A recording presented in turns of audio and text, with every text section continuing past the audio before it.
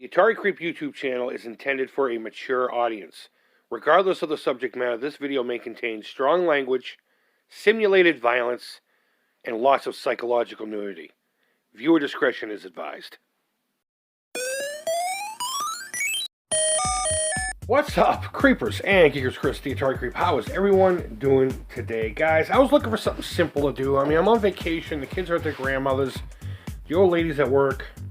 I hurt my back at the beginning of the damn school vacation, which is, the same as my vacation, because I work for the schools. And I came across this model kit last week, and I really wasn't anticipating working on it right away, but it kind of fit the bill. I'm looking for something simple to get my juices flowing again, my creative juices. I was actually originally going to work on this Death Scythe Gundam suit, but I want something a little bit more straightforward. And these vinyl kits of a figure, so to speak, you don't get any more straightforward than that. You got a body, you got legs, arms, and feet, and hands, Then it's just a matter of paint. And for the most part, this is going to be black. It's going to be a couple different shades of black. We got a flat black, and then we have a shinier black, and it's just going to be all black with some silver and red highlights. But I was just going to start working on this while sitting here and watching Urban Ghost and Urban Exploration. And I decided to document it. Not so much because I wanted it on the channel, and I figured you could enjoy the process as well. But more so because, back in the day when we built model kits, unless you took pictures, you didn't have anything to reflect on. And I really enjoy reflecting on from beginning to end down. Just sometimes other kits that I've built here on this channel, I'll go back and watch those videos. Just be like, the good old days. You know what I mean? I like documenting this stuff. But overall, let's have a look at this thing. First, let's start with the box. I don't know if I said it yet, but I got it last week for $10 on the Facebook Marketplace. It's a AMT from Ertl. It's an AMT kit from 1995. I opened it for the first time. It was sealed. It was sealed, and I just punctured the seal about 5-10 minutes ago and started having a look at the pieces. So how about we do that? Let's have a look at these pieces. I think overall that the details are amazing, and that helps out a great deal, especially when you're just doing black. One color. It's got the textures already, so if you get the paint on it just right, you don't really have to mess around with too much. But a little bit of flashing and cut and all that stuff. I think this is going to be a real fun, simple kit to build. One of the cool features to this I really liked was the inside of the helmet has the inverse of the top of the head here, so it'll lock into place. Really well thought out kit. The only part that I don't think was thought out very well was this lightsaber. If you're into the Star Wars lore at all, you know exactly what I'm talking about. Whose saber is that? It's definitely not Vader's. I know whose it is, but it shows it on the box, him having that one, so it is what it is. So we're gonna have to work around that, because that's gonna bug me. And the only other thing is this is like a chain that goes around here to hold on his cape, which is huge, by the way. This thing's going to be like a 12-13 inch figure. I'm going to replace it probably with a real chain, but I don't know. I'm just going to start cutting some flashing off here piece by piece. We're not going to do a, in-depth tutorial on any of this stuff. There's a bajillion videos out there. I've done a whole bunch on vinyl kits. I'm just going to start cutting flashing and start reshaping some of the stuff. The beauty with vinyl kits, and this is something I will say that's kind of tutorial-like, is if there's like this cod piece, I know I'm going to have to push it out. No jokes, guys, no jokes. Okay, leave your dick jokes down below. It's really just as simple as running under the hot tap, putting it in the position that you want it, and then run cold tap over it, and bam, there you go. Vinyl's real flexible that way. And it takes acrylics very well. So I can use a brush, or I can use an airbrush, or I can do whatever the fuck I want with it. Spray cans, it doesn't matter. But the details on this thing are great.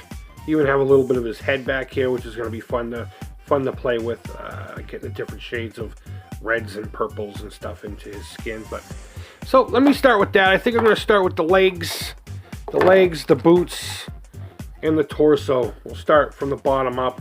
I may add some weight to this with some plaster of Paris or something. I have some leftover resin that's probably going bad now. Maybe I'll do that, just put it in the boot area down here. I don't want to do that too much because, of course, those create heat, and heat will warp the figure. I don't know. But we'll weigh it down somehow. And of course, we're going to find a nice way to display it. I'm already looking at possible options for bases. But okay, so I'm going to start cutting and we'll get this thing started. And hopefully you'll be along for the ride. Alright guys, so I have pretty much all the parts except for the capes trimmed and kind of pre-fitted for now. You know, just an approximation of where they're going to go. The head is not attached to the body. It's just such a great fit. I'm debating on actually turning this into a joint. Just using some magnet, really. Fill the head with probably plaster of Paris and some resin on the top to hold the magnet, and then put a magnet on this side. And that way, depending on how you want to display it, you can move his, I mean, you can't do that with his arms, but at least you can do it with the head. I just thought the joint was so tight and so good that maybe we'll make the head jointed. I'll have to think about that. But speaking of plaster of Paris, we did build the leg section here with the boots and everything, and we poured some plaster of Paris in there. I did have to drill a hole, obviously, in the upper pant leg things here on the bottom, so the plaster would get through, and pray to God it didn't leak. And it didn't leak too bad, actually. Just little touch-ups here and there. So I guess we're just going to continue on our way up, and I'm going to get the torso on there. I got a little bit more shaping to do, but for the most part, it's ready just to lock right in there. It's a really good fit. Didn't really have to do much else to it. So let me get that together, and then we'll figure out about joints and all that jazz. So we got some more work done while watching Linda, the gamer girl, play the Amazon Trail. So I got the torso on. For the most part, it's a fantastic fit. I mean, of course, I had to work at it by heating up the lower torso and putting it on the body and shaping it and then let it cool and all that stuff. I got one spot right here where I may or may not work on. I don't know. We'll see. We'll see where everything falls. I have a little cape here. If it covers it up, I'm just gonna leave it be. This is for me anyway. So, but all right. Let me give him some arms. Like it or not, he's got arms.